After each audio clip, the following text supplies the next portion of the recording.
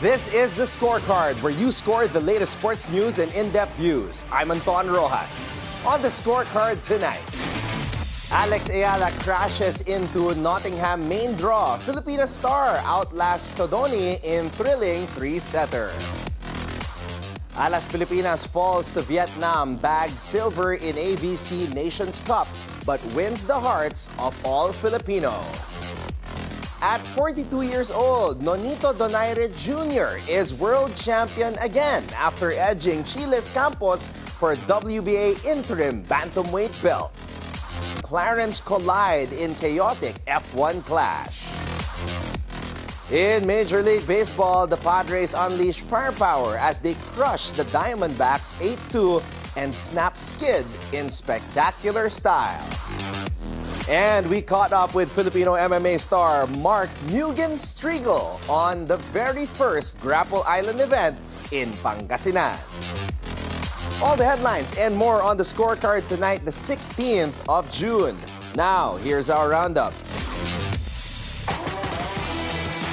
What a fight from the pride of the Philippines, Eala. She showed heart and grit and survived a nerve-wracking duel against Romania's Aica Todoni, booking her ticket to the main draw of the Nottingham Open. In a battle that stretched over 2 hours and 20 minutes, Eala overcame a second-set tiebreak slip to prevail 6-3, 6-7, 6-3 and make it 2-0 all-time against Todoni. The Rafa Nadal Academy scholar looked set for a straight sets win after taking the first set and leading 4-3 in the tiebreak. But Todoni rallied to force a decider. Unfazed, Eala bounced back big time, racing to a 5-2 lead in the final set. Though the Romanian clay ace snatched a game back, the Filipina held her nerve, sealing victory on her first match point. Now, Eala sets her sights on a main draw showdown with 6th seed Magda Linette, a former world number 19 and 2023 Australian Open semi-finalist. Can Eala keep the dream alive? The battle unfolds Tuesday. That's tomorrow. Alas Pilipinas just captured our hearts as our women's volleyball team fought with heart and hustle against a tough Vietnam squad in the ABC Nations Cup final, earning a historic silver and igniting Filipino pride everywhere with their passion and determination. Alas Pilipinas may have bowed to the defending champions, but they earned a place in the hearts of fans worldwide, falling 25-15, 25-17, 25-14 to Vietnam in the final at Dong An Gymnasium in Hanoi. The Filipinas tried everything, digging deep and showing moments of brilliance against a powerhouse Vietnamese team led by Tran Thi Tan Thuy, or 4T, who erupted for 20 points, and Nguyen Thi Bic Thuyen, who added 17 and was named tournament MVP and best opposite hitter. Eliza Solomon top-scored for Alas Pilipinas with 8 points. Shaina Nitura had 6, while Angel Canino and Fifi Sharma contributed 4 apiece. Gia de Guzman's playmaking was recognized as she claimed the Best Setter award for the second straight year, with Canino also retaining Best Outside Hitter honors. Del Palomata was named Best Middle Blocker. This marked the Philippines' best finish ever in an ABC competition, surpassing last year's bronze. The Nationals earned their shot at the title after a thrilling semifinal win over Chinese Taipei, 25-17, 25-21, 18-25, 15-25, 15-13. Social media, especially TikTok, lit up with videos of Alas Pilipinas' emotional huddles, waves to fans, and tearful messages of thanks to the Filipino crowd that turned Hanoi into our home court. Alas Pilipinas walks away from Vietnam with a silver medal and a nation proudly cheering their name. Age is just a number, as they say, as Nonito Donaire Jr., who, at 42 years old, snatched the WBA interim bantamweight title after a gritty victory in Buenos Aires. Nonito Donaire Jr. returning to the ring for the first time since 2023 clinched the WBA interim bantamweight belt with a technical decision win over Chile's Andres Campos inside the Casino Buenos Aires in Argentina. The bout was halted in the 9th round after an accidental headbutt left Donaire with a nasty cut above his right eye, prompting the fight to go to the scorecards. The judges scored it 88-83, 87-84, and 87-84, all in favor of Donaire. It wasn't the fairy tale ending the crowd hoped for, but it sealed the Filipino legend's first win since 2021 and added another belt to his storied career. Donaire, who now holds a record of 43 wins, 8 losses with 28 knockouts, joined Melvin Jerusalem and Pedro Taduran as the country's current world champions. The 28-year-old Campos dropped to 17-3-1 with 6 knockouts after the tough loss. Despite coming off back-to-back losses including a knockout defeat to Naoya Inoue in 2022 and a points loss to Alejandro Santiago in 2023, Donaire showed the heart of a true champion, the pride of Bohol, a multi-division champion who previously conquered flyweight, super flyweight, bantamweight, and featherweight, adds another chapter to his legendary career. And once again, the Filipino Flash lit up the global stage.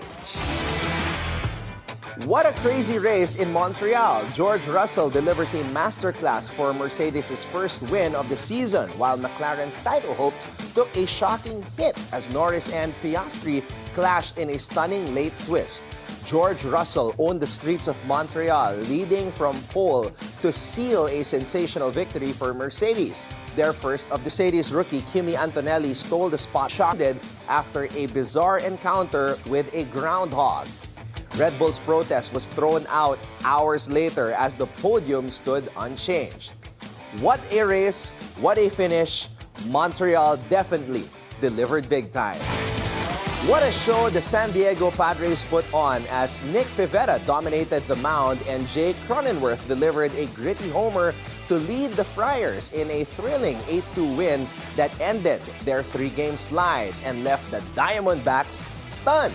Nick Pivetta was on an absolute mission, holding Arizona to just 2 hits over 7 masterful innings, fanning 9 batters and retiring the first 12 Diamondbacks he faced before a walk to Josh Naylor opened the 5th. Eugenio Suarez then launched a mammoth 437-foot homer, his 21st of the season, giving Arizona their first hit and cutting the Padres' lead to 2-1. But San Diego answered back in style with Sander Bogaerts cracking an RBI double to get the Padres on the board, and Jay Cronenworth capping a 10-pitch at-bat with a rocket homer to right. Fernando Tatis Jr. was a man on a mission, piling up 4 hits, 3 runs, and a stolen base to ignite the offense. Elias Diaz also joined the party with a solo shot to start the 9th. Merrill Kelly battled for Arizona, allowing 7 hits over 5 innings with 7 punch-outs, but it was not enough to extend their 5-game winning streak as the Diamondbacks finished their homestand 5-1 before hitting the road for 9 games. Anthony Desclafani made his return to the bigs for Arizona, giving up 2 runs in 2 1/3 innings, including that Diaz blast that sealed the deal. Now, moving on to the NBA. Tabla na naman ang ating serye sa finals matapos makabawi ang OKC kontra sa Indiana sa Game 4, 111-104. Gumawa ng 35 points si Shai Gilgeous-Alexander, 15 dito sa 4th quarter kung saan dinomina ng Thunder ang Pacers upang makompleto ang kanilang bounce-back win. Ngayon, kung sisilipin natin ang mga numero sa 4th quarter ng seryeng ito, mapapansin natin na kadalasan ay mas malakas ang Indy sa dulo ng laro. Ngunit sa game number 4, kinapos ang Pacers at nag-ingay naman ang Thunder. And nobody was louder in the endgame than Oklahoma City's MVP, Shai Gilgeous-Alexander. SGA scored 15 of his game-high 35 points in the payoff period that included that clutch step-back jumper from the baseline with 2 minutes and 23 seconds left to go that put OKC up for good. Now, As brilliant as Shea has been all season long, let's not forget to acknowledge the contributions of his running mate and fellow All-Star, Jalen Williams. Grabe, tinatawag na free throw merchant itong si SGA. Pero sa Game 4, mas marami pang na-shoot na free throw si J-Dub. Grabe, every Batman needs a Robin and Jalen Williams has been the perfect sidekick to Gilgeous Alexander's Batman. Sa kabilang panig naman, mukhang nakalimutan ng Indiana ang kanilang leading scorer na si Pascal Siakam. Anyari? Pagkatapos niya magpakawala ng 20 points sa unang 3 quarter ng laban, hindi na uling nakashoot itong si Pascal. In fact, he only took 1 shot attempt in the 4th quarter and missed. Ano ba yan? Isang attempt lang in the 4th quarter after scoring 20 points? 0. Now, the series will continue back in Oklahoma City for the pivotal Game 5. Paycom Center is arguably the loudest arena in the NBA, and the Thunder have the best home record in the league this season. You can see, 6 lang yung pagkatalo at home in the regular season, 2 lamang in the playoffs. Ito ang total. So naturally, the Thunder are 9.5 favorites to win Game 5. That's the most favorable forecast for OKC since after Game 1 when they were 11-point favorites to win Game 2. The momentum and confidence is back on OKC's side, and so is the home court advantage. Do the Indiana Pacers have another comeback in them? We shall soon find out. And here's your daily dose of sports lingo.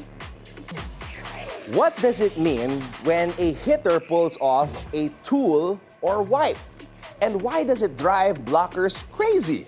A tool or wipe is a slick high IQ volleyball move where the hitter purposely slams the ball off the opponent's blocking arms or hands, sending it flying out of bounds on the opponent's side. Instead of battling the block straight on, the hitter uses the blocker's own hands as a weapon to score the point. Now, it's smart, sneaky way to turn a tough situation into a win, actually, and leave the blockers looking frustrated and fooled. The tool or wipe is a fan favorite play that shows off the hitter's quick thinking, skill, and game savvy. It's not just about power. It's about outsmarting the opponent when it counts. It's time for our off-court buzzer. Now here's the talk in the paddock. Did George Russell... Verstappen just overtook me under the safety car. Understood, well, look. George suddenly is aggressively braked. Understood, thank you. I will check for any erratic driving. Instantly, Red Bull hit the panic button, rushing to lodge protests as fans and teams alike wondered, did Russell just pull off the ultimate mind game? Verstappen, he did not hold back, accusing Russell of messing with a safety car gap, something that's earned penalties before. While the stewards look the other way for now, the gossip mill is in overdrive. Did Russell cross the line? And that's our roundup for tonight, the 16th of June. Up next, we caught up with Filipino MMA star Mark Striegl on the very first Grapple Island event in Pangasinan. So watch out for that when we return right here on The Scorecard.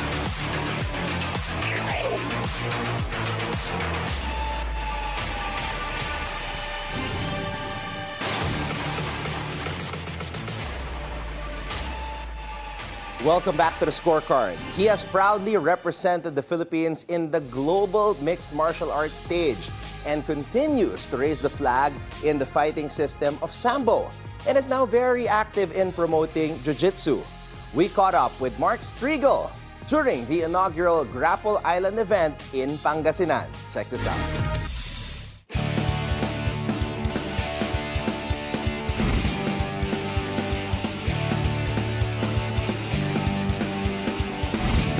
Hello everybody, we are here at Las Calas Resort and Luxury Estate in Dasol, Pangasinan for another episode of The Scorecard. And sitting alongside me is one of the most popular Filipino MMA practitioners who has competed in the biggest stages in the world, the one and only Mark Striegl. Mark, thank you so much for the time, man. Happy to be here. Thanks for having me, bro. Looking good as always. Mark, what have you been up to lately?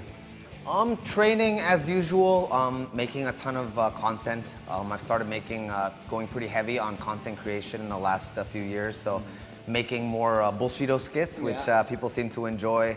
And I was in Uzbekistan for a competition with the Philippine Sambo team. And just working out regularly. But we are here in Dasol, Pangasinan, because Troy, my bullshito brother, is competing in a BJJ super fight in the main event at Grapple Island. Against Rocco at the main event. Yes, the the first main event. ever Grapple Island. So Grapple Island, of course, it's the namesake is kind of like what the UFC did, Fight Island during the pandemic. And I actually fought on Fight Island. Oh, that was a time. That was a time the world was trying to get back on its feet, and Dana White and the UFC were one of the first sports organizations, if not the first, to try to get sports and sporting events back on its feet. Yeah, no, I mean, it was wild. I mean, the UFC, you really gotta hand it to Dana White and the UFC, because I believe they were the only sports organization that stayed open and kept running their shows during COVID. You know, I think everything else from NBA, NFL, I think every other sports league organization closed shop, right, during the pandemic. Because this was like, early pandemic, right? And Dana White decided that he'd keep running shows with the UFC, so they created Fight Island. Then they also did their shows at the Apex because they could control things in Vegas and have a small show going on at the UFC Apex Center. So Fight Island was an awesome experience. I mean, that was in Abu Dhabi. Fight Island, I had to get tested so many times. I remember doing my camp in Vegas for that, my UFC training camp in Vegas. Went to Fight Island. And just getting tested a bunch of times and fighting inside this little contained bubble that they could control. But super professional, everything was a great experience. Fight didn't go my way. That was the sucky part, but no, definitely a cool experience. This is your main event. All right, now let's talk about Grapple Island. We're here, first time this is happening, and one of the visions of the founder, Louis Sangalang, is to build a community in terms of jiu-jitsu, and this is the first of many Grapple Island events. So, how does your vision line up with that of Louis, and why do you think this is such an important event with regards to jiu-jitsu? Yeah, I think that jiu-jitsu is really increasing in popularity and booming in the country. You know, I think that there's a bright future for Filipinos competing in jiu-jitsu internationally. I mean, you know, Filipinos always excel in combat sports, right? You know, especially with weight classes, because we don't have to worry, in my opinion, of course, we don't have to worry about height and things like basketball, you know. And in more recent years in MMA, jiu-jitsu, judo. So I think that jiu-jitsu is really increasing in popularity here in the Philippines, and the community is growing. And I'm just happy that there's an organization like Grapple Island that can really showcase local talent. So, Bullshido. How did you come up with the name? From the Mugen name to the Bullshido name, this is what you're focused on right now, content on fire. How did this start naman? So Bullshido content was something that really sprung up during the pandemic. Troy and I were training with Jerry at it was Sambo national team training. We just finished sparring, and we're exhausted. We're sitting, you know, on the mats, head against the wall, and we're just covered in sweat, and we're just scrolling through our phones, just downtime right after training, right? Just completely exhausted. And I'm going through my phone, and I see these Indians doing self-defense, and you know, and I'm like, God, this is so bad, bro. And I just show it to Troy, and I'm like, dude, look at this. Look at these guys. They have 1 million followers, and they're gonna get somebody killed, showing these techniques. This is trash, you know. They call this self-defense, and then it just randomly, a light bulb, popped in my head, you know, and I was like, why don't we make a skit, bro, and show people what would really happen if they do this technique, you know? And we're like, okay, game. So we we made a skit where we just like reenacted the Indian technique, which was like a bulldog choke in jiu-jitsu, a variation of that. And then I told Troy, you know, like, why don't you just like pass out and go unconscious and start twitching on the ground, you know, just so we could make fun, like this is fantasy versus reality, right? And then we did that, and then the video did well. It got a few 100,000 views, I think. And then after that, we just kept making content, and we're like, okay, there's really a market for this, and people are enjoying this kind of humor, you know. And yeah, it just kind of snowballed from there, and it's been a lot of fun. Awesome. All right, speaking of content, one of your latest posts on Instagram was a video about the infamous Vitaly Zavoretsky, the Russian vlogger who was arrested here in the Philippines for creating chaos and terrorizing random people, from security guards to people just having a good time on at the mall, outdoors. Tell us about that video that you made. I never followed his content, but I heard that he was in the Philippines. Yeah. And I thought that he was starting to make better content, and he was kind of like, you know, like coming up again. So anyway, I was walking through BGC near Uptown Mall with my family. I was carrying my daughter, and I see him crossing the street with his videographer, with his local Filipino videographer, you know, who's also, you know, people say, you know, that's an accomplice, right? And, you know, that guy's just as guilty. Let's see. Anyway, they were crossing the street, and I saw him, and I was just like, oh, that's Vitaly. So I just said, hey, what's up, Vitaly? Welcome to the Philippines, you know. I wasn't kissing his ass or anything, because I know he's kind of a sketchy guy.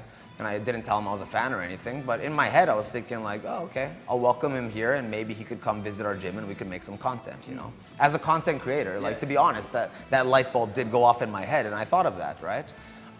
But to be transparent, I had no idea that he was going around BGC and harassing people at this time, because all of the videos hadn't gone out yet. They literally hadn't gone viral yet. So I just saw him crossing the street, and I was like, hey, Vitaly, welcome to the Philippines. Our gym is in Quezon City, Valiant MMA. If you want to come by and visit, you know, like you're welcome to.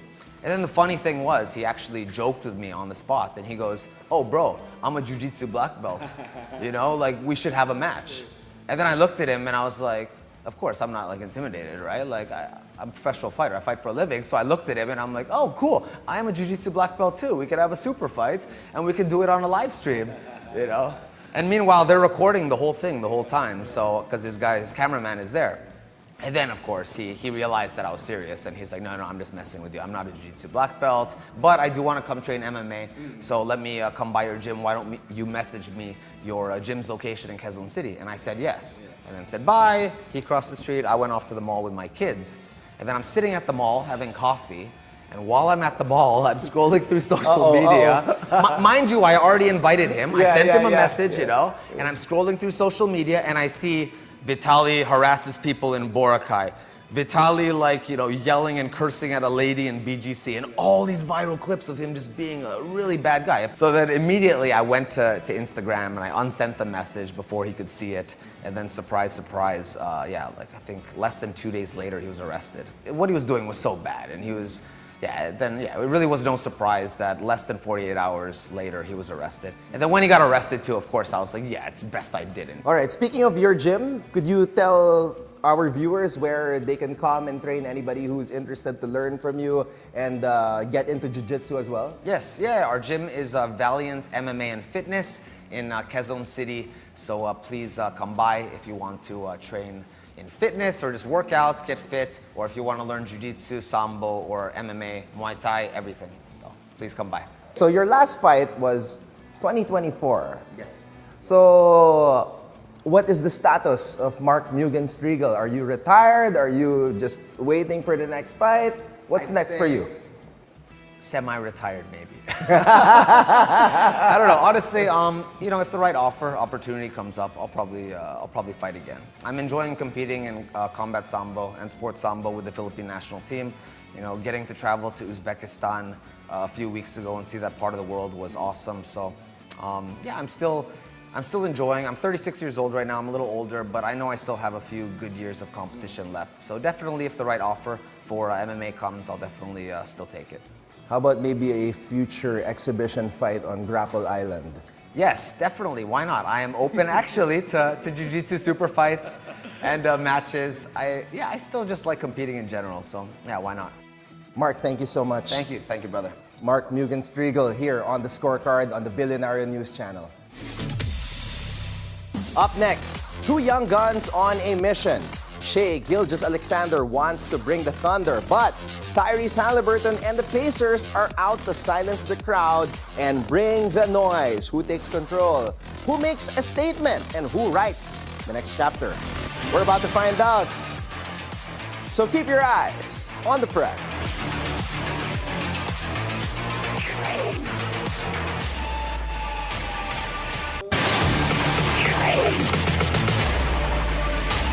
Welcome back to the Scorecard. It's time to keep your eyes on the prize. All right, let's be honest. This was not the NBA Finals we thought we were going to get. No, but it's the one that we needed.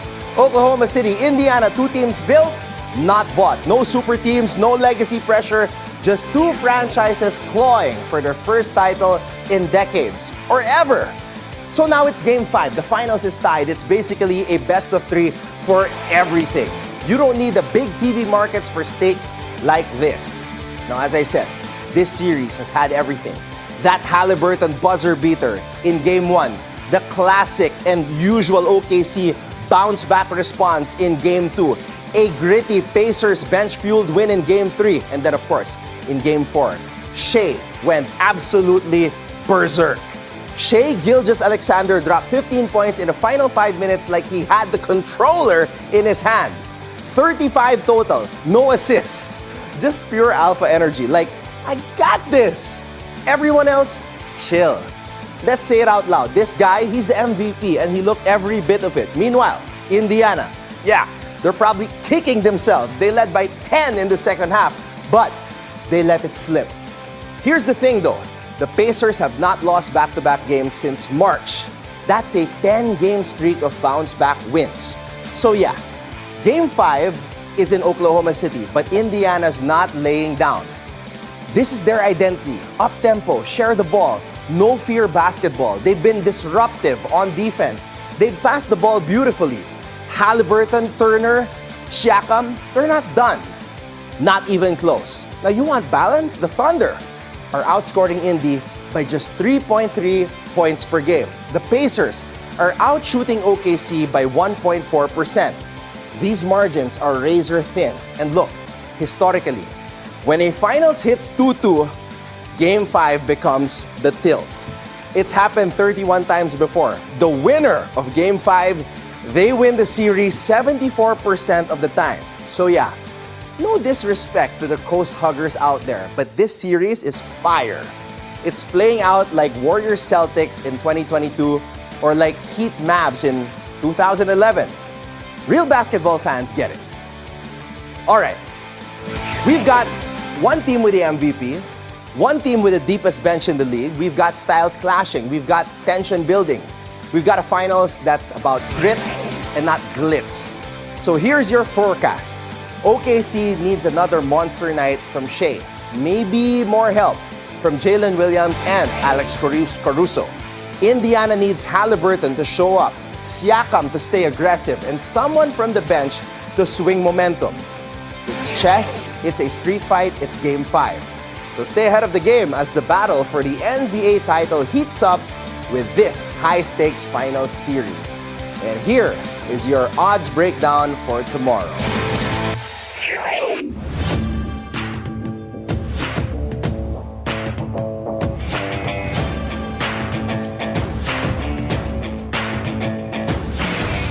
And that wraps up our look ahead. Tune in and lock in so you can keep your eyes on the prize.